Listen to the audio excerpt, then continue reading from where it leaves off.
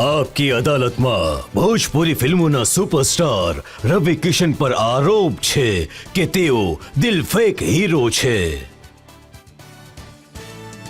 રવિ કિશનજી, તમારી ભોજપુરી ફિલ્મો હિટ થઈ, તમે સુપરસ્ટાર બની ગયા, પણ દરેક ફિલ્મમાં એક નવી હિરોઈન?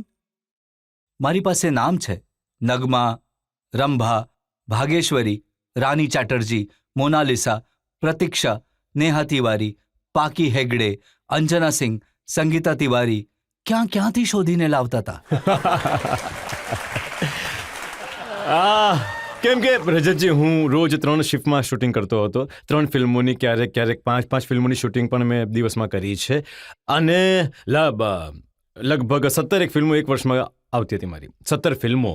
તો મને હવે મારા ફેન પણ ઈચ્છતા હતા કે હું નવા રૂપમાં આવું અને નવા કિરદારો સાથે દેખાઉં. હિરોઈન આવી રહી હતી અને સુપરસ્ટાર બની જતી હતી. કેટલીક સાથે બિઝી નવી છોકરીઓને મને લાગતું હતું કે જ્યારે ઇન્ડસ્ટ્રી બનાવી રહ્યો છે તો બીજી વાર 3rd ફેઝમાં તો ઘણા બધા લોકો કલાકાર જોઈતા હતા.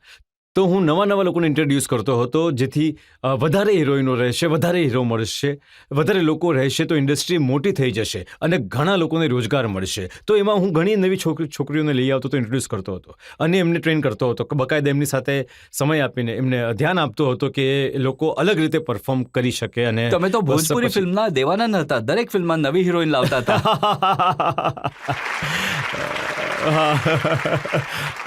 હા હવે. અને તમારી ફિલ્મોના નામ, હવે તમને 1-2 નામ કહું. કૈસન પિયાબા કા ચરિતરબા, कैसन पिया, દુલ્હા મિલન દિલદાર, દિલ્હા મિલન દિલદાર. વાહ. આવી દેવરા બડા સતાલેવા. તો આવા જ નામ મળતા હતા. જો ભોજપુરી સમાજ એક 25 કરોડની વસ્તી છે. આ આખા દેશમાં ભોજપુરી બોલવાવાળા, સમજવાવાળા 25 કરોડ લોકો છે. રજતજી, તમને પણ ખબર છે. અને આ સમાજ ઘણો જ એમની પાસે બાળકના જન્મ સમયથી મૃત્યુ સુધી સંગીત હોય છે. એમના જીવનમાં ઘણા રંગ હોય છે, લગ્નોમાં ગાળો પણ હોય છે. તો ઘણી બધી વસ્તુઓ અમારા કલ્ચરમાં ઘણી જ રંગીન, કલરફુલ, આધ્યાત્મિક, લિટરેચરથી ભરેલી હોય છે. જમીની પણ છે, ગામની પણ છે, ખેડૂતોની પણ છે.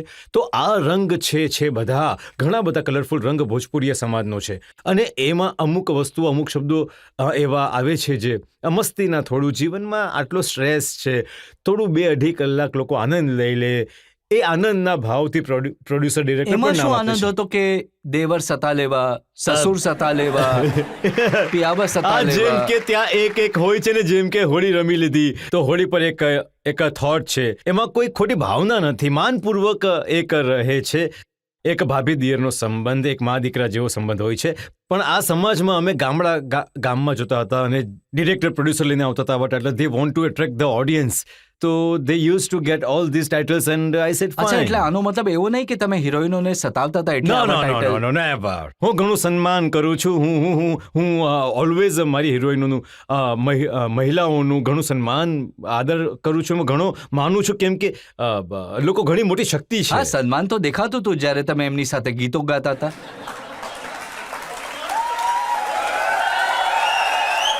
પછી ડાયલોગ હતા કે ભરપૂર જવાની મેં તલવાર ચલી, બસ મરજી હમાર ચલી. હા, એ ડાયલોગ હતો. હા, ફિલ્મનો ડાયલોગ હતો કે ભરપૂર જવાની મેં તલવાર ચલી, યહાં સબ મરજી હમાર ચલી.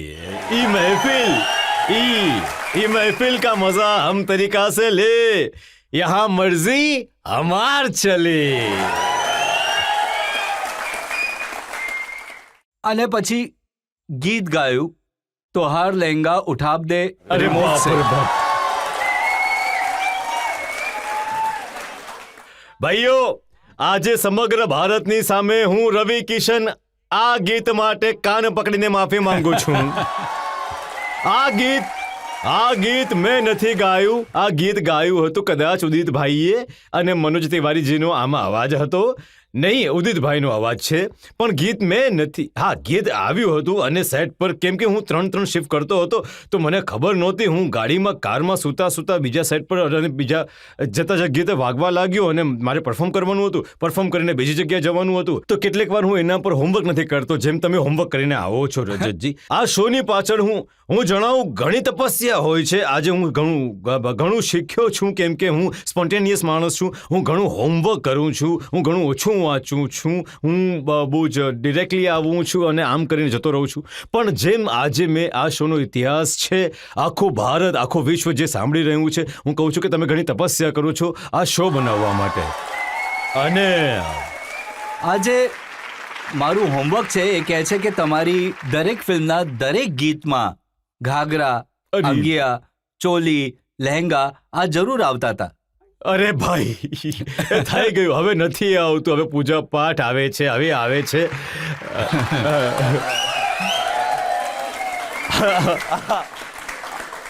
હવે જીવનમાં જુઓ, દરેક માણસથી ઘણું બધું થાય છે. મેં કહ્યું કે હું જીવનના એ પડાવ પર હતો જ્યાં હું નવરસવાળો માણસ છું, કેમ કે હું કલાકાર છું. મારી અંદર બધા નવરસ છે. આ લોકો મને જુએ છે, એમના ચહેરા પર જે સ્મિત આવે છે, એ લોકોને મેં એમના દરેક સુખમાં દુઃખમાં રજતજી આનંદ આપ્યો છે. આ પરેશાન હતા, એમને આશાઓ પણ આપી છે. એમને એ પણ કહ્યું કે જિંદગી ઝંડવા ફિર ભી. તો પછી એમને અને નમઃ પાર્વતી પતે હર હર મહાદેવ પણ કહ્યું. અને પછી એવા અણગણિત ડાયલોગ પણ જેને દેશ પ્રેમ આપ્યો છે અને યુથ એને લઈને મારી સાથે ચાલે છે ઘણા વર્ષોથી. પણ મેં જોયું કે પછીના દિવસોમાં થોડા બદલાયા અને પછી તમારા ગીતો થઈ ગયા જીન્સ ટી શર્ટ પહેન કે ઘૂમે ગોરિયા, शूट सलवार के दिन चले गए. અરે બાપ રે, મને કહ્યું હતું કે આ શોમાં જશો તો છોલાઈ જશો.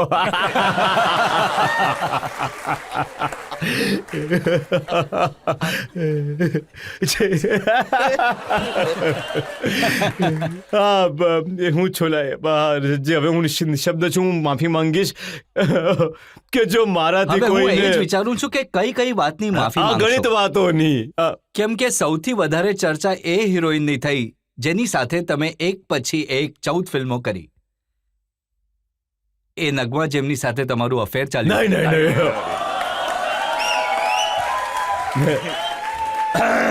જો આજે હું ક્લિયર કરવા માંગુ છું. તમે કોઈ એક હિરોઈન સાથે વધારે ફિલ્મો કરો છો તો મનુષ્ય છે અને એને અરે વાહ 2 પિક્ચર, હવે 4 થઈ ગઈ. કંઈક તો ચાલી રહ્યું છે, કંઈક તો ભજીયા તળાઈ રહ્યા છે. તો આ મનુષ્ય છે, પોતાના મનથી બેઠા ખુરાફાતી મગજ, એમ જેમ બિગ બોસના ઘરમાં પડોશમાં ડોક્યું કરવું, બીજી બારીમાં ડોક્યું કરવું, મનુષ્યને ઘણી મજા આવે છે. એવું લાગતું જ નથી કે કંઈક તો કંઈક થાય. આટલી ફિલ્મો કંઈક તો હશે જ, એવું કંઈક હોતું નથી. અમે લોકો ફિલ્મો કરતા હતા કારણ કે અમારી ફિલ્મો બ્લોકબસ્ટર થતી હતી, એટલે અને મિત્રતા હતી અમારી બધા સાથે કોર્ડિયલ હતા. બધાને ખબર હતી કે આ લગ્ન કરેલા માણસ છે. અને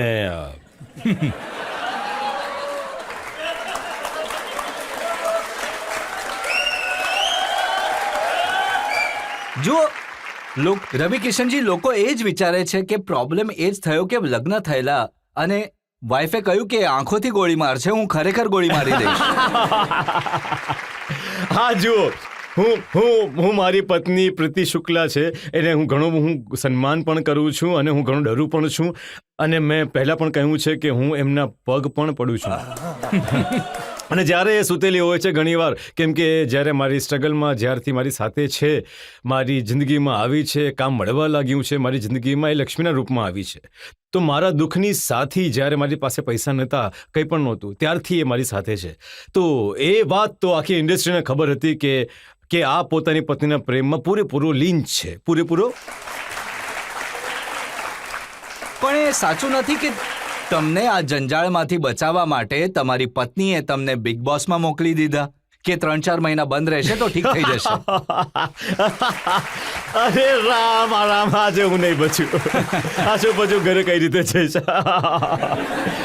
ભલે. તો આજે કેમ કે ગોરખપુર પણ સાંભળી રહ્યું હશે, ગોરખપુર તમે પણ સાંભળી લો. તમારા સાંસદને કે યસ, તમારા મનમાં ઘણા વિચારો આવતા હશે મારા વિશે. મોટે ભાગે હીરો વિશે, ફિલ્મ ઇન્ડસ્ટ્રી વિશે ઘણી બધી ધારણાઓ છે, ઘણી બધી વસ્તુઓ લોકો વિચારે છે, પણ એવું નથી. હીરો પણ એક નોર્મલ માણસ જ છે. હીરો પણ એક સિનેમામાં કામ કરવાવાળો વ્યક્તિ પણ એમ જ ભાવુક હોય છે. એને માટે પણ એના પરિવારની, પત્નીની જવાબદારી, બાળકોની જવાબદારી, દેશના પ્રતિ પણ ઘણી બધી રહે છે. બટ મારી વાઈફ ઈચ્છતી હતી કે ત્રણ ચાર શિફ્ટ કરી રહ્યા છે તો થોડો પૈસા આવી ગયા છે, થોડુંક હવે અભિમાન આવી ગયું હતું, તો થોડું ઘમંડ આવી ગયું હતું, તો કદાચ મને લાગે છે કે હું આમ થોડો વાંકો ચાલવા લાગ્યો હતો. તો પહેલાં નથી નોર્મલ સ્ટ્રગલના સમયે તમે આમ બેઠા હો છો, જ્યારે કામ બામ મળવા લાગે છે ત્યારે પછી તમે આમ થવા લાગો છો, પછી તમે આવા થઈ જાઓ છો. તો માણસ વાંકો થવા લાગે છે. તો ભાઈ ગઈકાલ સુધી બધું ઠીક હતું, પિક્ચર જે આવ્યું તો આમ થઈ ગયો. તો એ મારામાં પણ આવી ગયું હતું કે હું થોડો આમ માનવા લાગ્યો હતો કે અરે વાહ, બધી ફિલ્મો બ્લોકબસ્ટર થઈ રહી છે. તો થોડા પાગલ પણ થઈ ગઈ હતો. તો એમાં પત્નીએ સાચી સલાહ આપી. 109 શો આવી રહ્યો છે, બિગ બોસની પહેલી સિઝન. એમણે કહ્યું કે જતા રહો, અને મોટા ઉપાડે હું એમાં ગયો. આવો જ મોટો સેટ એમાં પુરાઈ ગયો હતો અને રહ્યો. પણ જીવન જ્યારે હું ત્યાંથી 3 મહિના પછી નીકળ્યો છોથી, ત્યાંથી જ જિંદગી જણવા બોલ્યો હતો. એ જ ઘરમાં કોઈને જોઈને બોલ્યો હતો, અને પછી ઘણો પોપ્યુલર પણ થયો હતો, અને હું ઘણો નોર્મલ થઈ ગયો. મને એક સાથે આધ્યાત્મ, શિવ બધું દેખાયું, ક્લિયર થઈ ગયો. પત્ની, બાળકો, બધું જીવન એકદમ શોર્ટેડ થઈ ગયું, એકદમ ક્લિયર કરીને.